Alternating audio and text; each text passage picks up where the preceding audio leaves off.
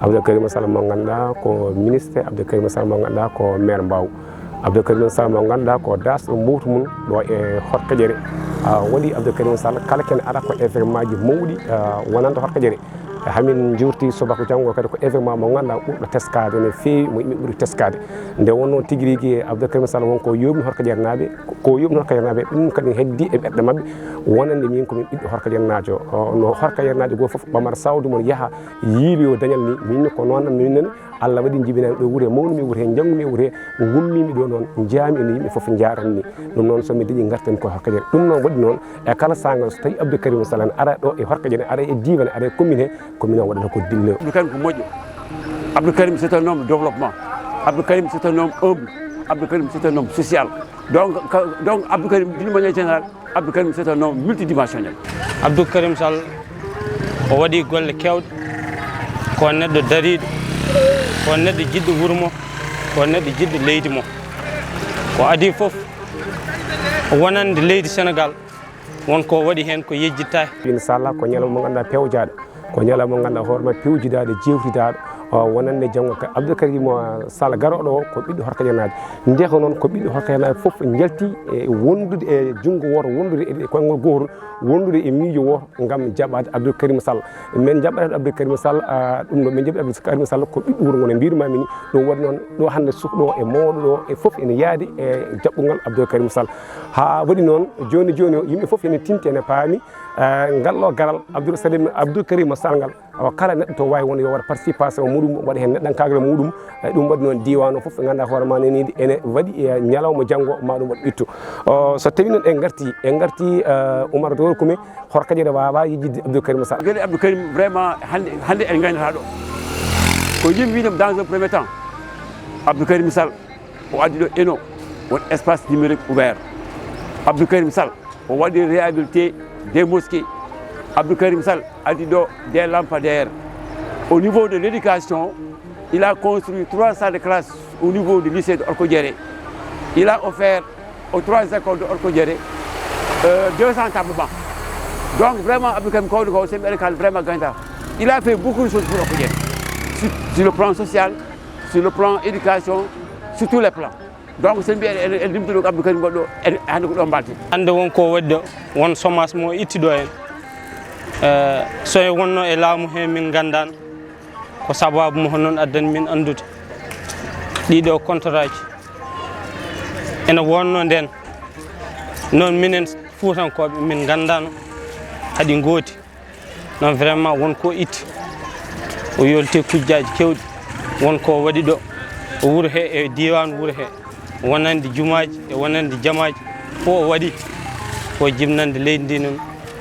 kala neɗɗo waɗa yaha arta so o ronko dañde monori wuuro ngo o jogo fayida makko, o jogo doole makko, o jogo martaba makko, o jogo ɓingo moƴƴago makko, kono o ronka dañde ko foti dañde e wuuro. Abdou Karim Sall wala on neɗɗo noon. Abdou Karim Sall yimɓe teskiɗum guiɗi ko tokos e banggue ganduɗa ma gurdam aduna eɗen mbawi wiide guiɗi o yaltani kono yimɓe keftinimo wawde yoltude hunde e sanga makko na on sa gueɗe football uji gueɗe école ko nen teskaɗo ha waɗi noon ko Allah hokkimo hande ko emi sikki hen kewɗe en garti no yihinde no dañde o arta ko kayde so tawi mi rutumi banggue diine en tant que min deriɗo min Issa Malal Dembélé so tawi min derimi yimɓeɓe ma mbaw miijade ɗum noon Abdou Karim Sall ko aawi ko ɗum waɗi ganduɗa hoore ma yimɓeɓe joguima ko teddugal no feewi sen garti en garti e jomaji en garti e jamaji en garti ha e ganduɗa hoore ma e rawdaji woni ha en garti ha e ngorogoji en garti ha e caali bamon en jii ha ino en jii nokkuji kewɗi kono noon holko ɓuuri wadde e tigui rigui makko fina tawa makko ko dogta ƴiƴe makko ko diine l'islam ha waɗi noon e kala julɗeli men Oumar Doro Koumé yimɓe teski ko nande juuɗe korka e heewani wadde layyaji juuɗe korka noon on saaha mbiɗen ko gay jiiɗiɗo o addata ɗum ɗum won en naftoro ɗum so tawi en jeehi mawlude nabi sallallah alih w sallam o addata ko gay yimɓeɓe naftoro ɗum ɗo waɗi noon Oumar garal Abdou Karim Sall o e Horkadiere ko denna Horkadiere foof dilli ko denna Horkadiere foof yaadi hen ko diine o e aado sukaɓe e mawɓe foof hen jaade e garal Abdou Karim Sall janggo so Allah jiiɗi inchallah. Heblante ko jaɓɓade musidɗo amen jeeyaɗo e Horkadiere ɓiɗɗo Horkadiere najo tawa kadi ko minen e diwan amen foof diwan Horkadiere foof commune Horkadiere walla mbiyen département Kanel keblonto jaɓɓade janggo so Allah jaaɓi le 29 décembre tawa kadi ko alkamisa hawrata jaɓɓade monsieur Abdou Karim Sall maire mo Mbaw ɓiɗɗo horkodiérnajo daraniɗo horkodiére ko ɗiɗon activité ji min goni hannde ɗo tawɗa min ko amin keblano jaɓɓade mo janggo so Allah jaaɓi inchallah alkamis 29 décembre 2022 Farba Sall ne heewi wiide jibinede wuuro e jeeyede wuuro ngo wona gotum aɗa wawi jeeyede aɗa wawi jibinede ɗo tawa a jeeyaka ɗo aɗa wawi jibinede ɗo jeeyaɗa ɗo tawa a jeeyaɗo hay batte donc Abdou Karim Sall ko jibinaɗo ɗo o jeeya e wuuro he woodi kadi ko jeeyi e nder wuuro ngo woni ɗum ɗon o waɗi ɗo golle baɗɗe fayida o waɗi ɗo nafoore o teddini wuuro ngo e ko dañi ko Allah tottima ko gila omo woni Sonatel omo liggo kala ko dañi yimɓe ne gandi omo rende mumen ha Allah addi président Macky Sall 2012 ɓe liggodiri 2014 waɗimo directeur ARTP kala ko dañño o ittini hen horkodiére gueɗal mum o ittini diwan horkodiére gueɗal muɗum Allah waɗimo ministre de l'environnement et du développement durable ɗum kadi Allah addi arsigue makko ɓurɗo yaaji saabu o gollini yimɓeɓe gila oɗo programme président mo wiyata Hey Dawñi arani nde Hey Dawñi ari kadi o ƴetti hen kadi ñaabre moƴƴere o addi o totti ɓiɓɓe horkodiére naɓe hande o sukaɓe nanɗoɓe ganduɗa meeɗani hebde ujunere e nder lebbi 5 kala lewru maydu hande ene keeɓa salaire uji mumen wonɓe ganduɗa hande so tawi ne naate wuuro ngo mami holle bâtiment ji ɗi ganduɗa nena fuɗɗi mahede taw ko sukaɓe liggotonoɓe hen jeeyaɓe e galle ndendindi doole mumen kala ko dañi mbaɗa économisé hande nena puɗɗi maade kuɓeji no wonɓe Congo no wonɓe France no wonɓe ganduɗa hoorema États-Unis ɗum noon on baɗɗo ɗeɗon golle so tawi o ari wuuro ngo alay saago ɓiɓɓe wuuro ngo ndenda jaɓɓomo ko ɗum woni de hande darde amen ko ɗum woni ko waɗi min motivé ɗum softini min e yidde jaɓɓade oɗo gorko biyeteɗo Abdou Karim Sall ɗo daariɗen ɗo tan eɗen mbawi tottude oɗo yeru ɗo caggalam ɗo ko bâtiment mawɗo woni ɗo wiyete ko université virtuelle du Sénégal ko président Macky Sall waɗi initié oɗo programme ene waɗa ɗum financé nde woni ARTP won fond mo ganduɗa ko kanko géranno ɗum kankone o addi participation makko e nder hen kono noon o waɗi hen fayidagal saabu o wi ministre Mary Teuw Niane mboɗo yiɗi komin tottan ARTP minen komin tottata mon ɗo ko kono wona 4 université e nder Sénégal hen goto jimmi waɗoye ko département Kanel kono kadi so ari naati département Kanel yo yaa ha horkodiére wuuro ɗo jibinami ɗo wono souvenir hakkudami e ɓesgu horkodiére naɓe ɗum waɗino dille ni waɗino ɗo burwi kewɗi kono Allah waɗi hen suturu ndonno ko joom fimde président de la république transi affaire o wi ɗo wi yo waɗe ɗo yo waɗe ɗon ɗum waɗi oɗo université so tawi jijjitani ko vers 4 mai 2018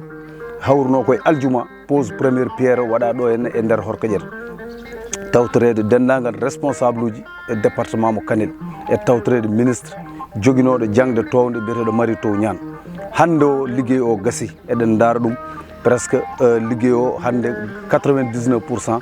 koko gasi ala ko heddi so wona ministre ara yamira ganduɗa hoorema golle ɗe mbawa fuɗɗade sukaɓe mbatta janggude ɗo henne ɗum ɗon rawane nde orientation ngaji mbaɗa e ɗiɗo université ji virtuelle sukaɓe diwan meɗen nawa ko ha jum janggoy toon donc ɗum ɗo noon so tawi en keeɓi hande oɗo gasi sukaɓe men ene garta ɗo ma cuhlel heɓ naat seyi ha yetto ha heɓa licence mum ha heɓa kala ko sohli tawa yaltani ganduɗa hoorema horkodiére yaltani diwan muɗum ɗum ɗon noon ko gollal ngal Abdou Karim Sall koye gouvernement Sénégal o wonno o dari hen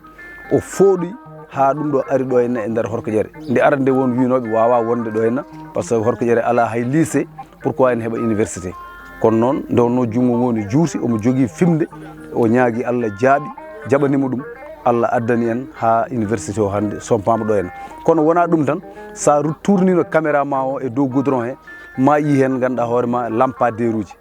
natirde horkodiére ha yaltirde horkodiére ko lampadaire uji ɗiɗo ko kanko yehi président de la république o wi président jimmi ko totta kam lampadaire uji wuuro ma horkodiére ene niɓɓiɗi président mi rokkima 100 lampadaire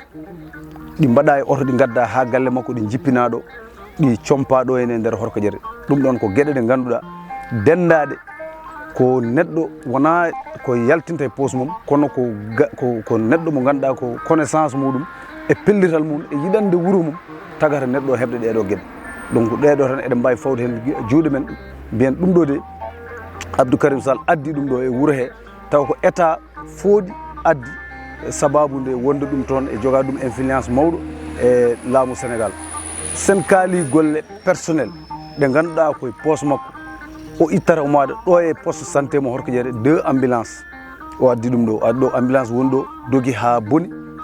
ɓe mbi fewna min ambulance o wi oɗon joñe ɗum o soodi kadi ambulance goɗɗo o addi o waɗi e nder poste ngo hannde e nder ɗiɗo saraji so neɗɗo ruttima e joomum wireteno ko hedde ngannduɗaa so heure fof mo sanki moftete par ce que en ngala ɗo moftude ɗum en ngala haydara kanko waɗi aménagé o fewni ɗo ngannduɗaa hoorema morgue e nder Horkodiére jama Horkodiére ɗo e gure amen saraji ɗeɗo yimɓe hewɓe cankiɗo hen fof mo yiɗa wirede jamma ko he addete ko ɗo mofte Horkodiére najo so sankima hannde wiretake jamma nawete morgue few ko ene waɗa climatiseur uji fewna ha feewi mofte toon ha subaka koreji mum e hoddiɓe foof gara mofta ɗum kono haɗani ɗon somin jeehino Bamule